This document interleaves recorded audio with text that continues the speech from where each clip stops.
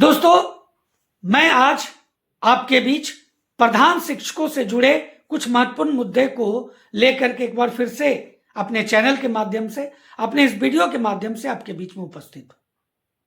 दोस्तों, आज का जो मुद्दा है, जो प्रश्न है, वह यह है कि क्या वेतन वृद्धि को लेकर के और वेतन संरक्षण के विरोध में कोर्ट का शरण लेना सही कदम है, उचित कदम है, या फिर सरकार से सीधी बात होनी चाहिए थी। मैं ऐसा इसलिए आपके बीच में ये बात रख रहा हूं, ये चर्चा कर रहा हूं, क्योंकि आज जो कुछ संगठनों ने कोर्ट का शरण लिया है, उसके बाद प्रधान शिक्षकों में आपस में ही मतभेद उत्पन्न हो गया है। कुछ इसे सही कदम कर रहे हैं, कुछ इसे गलत कदम कर रहे हैं। इसलिए मैं आज ये मुद्दे आपके बीच में रख रहा हूं कि ये उचित कदम है अथवा सरकार से सीधी बात होनी चाहिए थी। दोस्तों, बहुत ही महत्वपूर्ण वीडियो है, आपको पूरा वीडियो देखना चाहिए, समझना चाहिए, अधिक से अधिक शेयर जरूर कर देंगे। चैनल पर नए हैं या चैनल को अभी तक सब्सक्राइब आपने नहीं किया है तो चैनल को सब्सक्राइब भी कर लेंगे। दोस्तों, जैसा कि आप जानते हैं कि वेतन संरक्षण प्रधान शिक्षकों को इलेक्शन के कुछ दिन पूर्व ही मिला था विशिष्ट शिक्षक और विद्यालय अध्यापकों के साथ में, और वेतन वृद्धि की मांग जो लगातार प्रधान शिक्षक कर रहे थे, सोशल मीडिया और तरह तरह की जो प्लेटफॉर्म थे उस स्तर से कर रहे थे, लेकिन वेतन वृद्धि नहीं हुई, वेतन संरक्षण का लाभ मिला। और वेतन संरक्षण से महज 15% शिक्षकों को ही इसका लाभ, या लाभ नहीं कहें, इसमें यह कह सकते हैं कि उन्हें नुकसान से बचाया गया। अब क्या हुआ, जब वेतन वृद्धि नहीं हुई और इसमें 85% शिक्षकों को इससे कुछ लाभ नहीं हुआ, तो कुछ संगठनों ने माननीय उच्च न्यायालय का शरण ले लिया है, जिसमें एक सुनवाई हुई है और डेट भी अगला मिल चुका है। दोस्तों, अब यह मामला कोर्ट में पहुंच चुका है। तो दोस्तों, अब यह प्रश्न उठता है कि उसमें कुछ जो दलीलें दी गई हैं, इसमें कुछ दलीलें हैं, उस पर चर्चा करूंगा और उसके बाद कुछ फैक्ट चीजों को भी रखूंगा। अब देखिए, दलील क्या है। दलील यह है, वेतन संरक्षण के विरोध में पहले बात कर लेते हैं। वेतन संरक्षण के विरोध में कहा गया है कि जो वेतन संरक्षण मिला है, जिसमें महज 15% शिक्षकों को लाभ हो रहा है, और जो बीपीएससी ने जो मेधा क्रमांक के आधार पर, मेधा जो सूची बनाई अंकों के आधार पर, उसमें क्या होगा कि जो उच्च मेधा अंक में है उन्हें वेतन कम मिलेगा और जो निम्न में है उन्हें वेतन अधिक मिलेगा। ये उनका दलील है, और इससे बीपीएससी का जो मेधा निर्धारित किया गया है वो उसके विपरीत ये कदम होगा। ये बातें कही जा रही है। वेतन वृद्धि को लेकर के जो बातें कही गई हैं, वो कहा गया है दोस्तों कि जो 30,500 प्रधान शिक्षकों को अभी मिल रहा है वो 2021 के नियमावली में है, और अभी 2026 आ चुका है और 25 में इसकी नियुक्ति हुई, और उस आधार से वेतन वृद्धि होनी चाहिए थी जो नहीं हुई। जबकि जब 25 में इसका एग्जामिनेशन हुआ, उसके पहले जो एक बार संशोधित नियमावली आई, उसमें कहा गया कि जो वेतन वृद्धि होगा वो वित्त विभाग के परामर्श के आधार पर वेतन निर्धारित किया जाएगा, लेकिन ऐसा नहीं हुआ।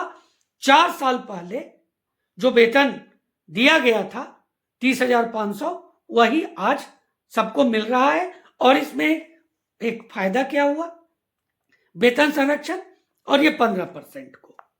अब देखिए, अब क्या हो रहा है कि ये दलीलें हैं और जो फैक्ट बातें हैं वो मैं आपके बीच में रख रहा हूं। यहां पर देखिएगा, एक बात और कही गई है यहां पर कि ये नई नियुक्ति है। तो दोस्तों जो फैक्ट है उसे समझिए। सबसे बड़ी बात, ये नई नियुक्ति नहीं है।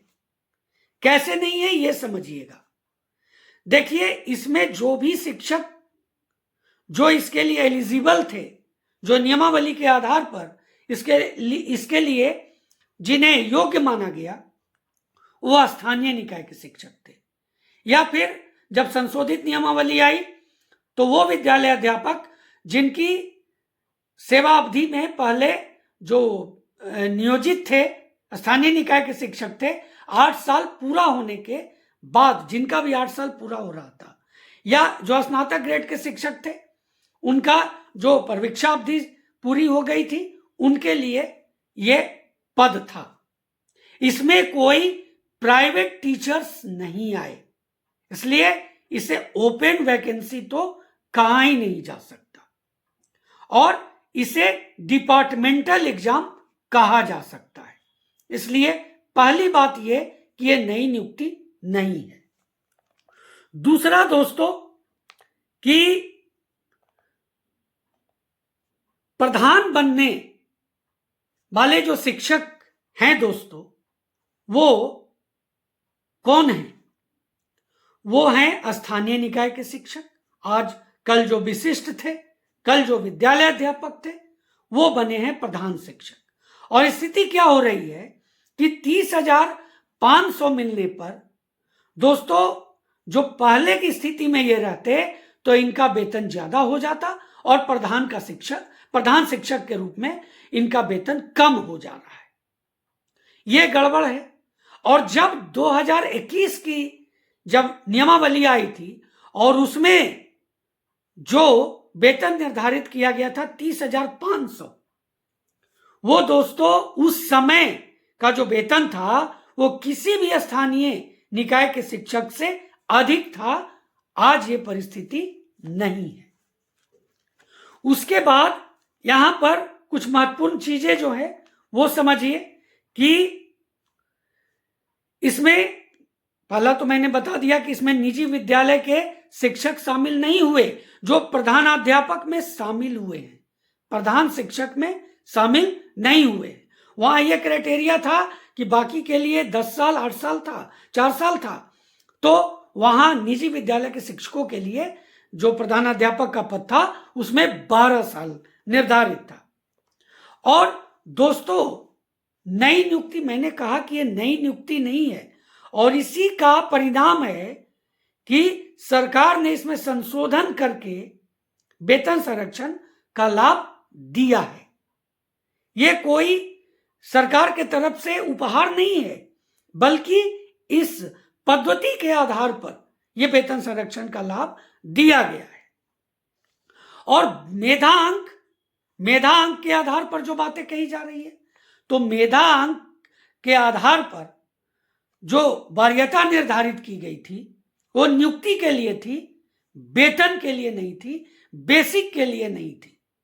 तो यहां पर ये बातें भी महत्वपूर्ण हो जाती है। अब यहां पर गौर करने वाली बात है दोस्तों, वेतन वृद्धि की मांग पूरी तरह से जायज है। अब देखिए 30,500 जैसा कि मैंने आपको बताया कि 2021 के नियमावली के आधार पर था। अभी है 2026, अगर 4 इंक्रीमेंट जोड़ लिया जाए तो 34,327 आता है 30,500 के आधार पर। और अगर उस समय जो निर्धारित किया जाना चाहिए था 3 इंक्रीमेंट के आधार पर, तो 33,327 होना चाहिए था। अभी 34,327 होना चाहिए, जो 30,500 है, जो पूरी तरह से गलत है दोस्तों। अब अगर संगठनों के द्वारा सरकार से सीधी बात की जाती तो क्या सरकार इस पर विचार नहीं करती? बड़ा प्रश्न है दोस्तों। और अगर नहीं करती तब कोर्ट का शरण लेना क्या उचित नहीं था? यह प्रश्न मैं आप पर छोड़ रहा हूं, आप कमेंट जरूर करेंगे। और दोस्तों सरकार से अभी भी अगर वार्ता की जाए, जो बड़ी बात मैं कह रहा हूं, अब तो कोर्ट का शरण ले लिया गया है। अब कोर्ट में लगातार तारीखें आएंगी और उसमें बहस होगा, मामला लंबा भी खींच सकता है, वेतन वृद्धि नहीं भी हो सकती है, क्योंकि सरकार भी जानेगी कि अब शिक्षक कोर्ट चले गए, प्रधान शिक्षक कोर्ट चले गए। तो क्या जिस तरह से जिला का आवंटन हुआ था और उस समय कोर्ट का शरण लिया गया था और बाहर ही इसका सेटलमेंट हो गया था और सरकार ने इसे पूरी जो जिला आवंटन का जो लिस्ट था उसे रद्द करके नया आवंटन जारी कर दिया गया था सरकार के द्वारा, क्या एक बार फिर से सरकार के साथ वार्ता करके ये नहीं किया जा सकता? क्या कोर्ट के बाहर यह सेटलमेंट नहीं हो सकता? यह तभी हो सकता है जब शिक्षक संगठन इस बात पर चर्चा करेंगे, प्रधान शिक्षक संगठन आपस में चर्चा करेंगे और सरकार से सीधी बात करेंगे। अब आप खुद समझिए कि कोर्ट का शरण लेना उचित है या सरकार से सीधी बात करना उचित है। यह प्रश्न मैं आप पर भी छोड़ता हूं। मेरे समझ से सरकार से वार्ता उचित है। दोस्तों, आपने पूरा वीडियो देखा, आपको पूरा वीडियो कैसा लगा जरूर कमेंट करें, लाइक करें, शेयर करें और चैनल को अगर सब्सक्राइब नहीं किया है तो चैनल को सब्सक्राइब करना बिल्कुल भी ना भूलें। तो दोस्तों, मिलते हैं अगले वीडियो में, तब तक के लिए जय हिंद।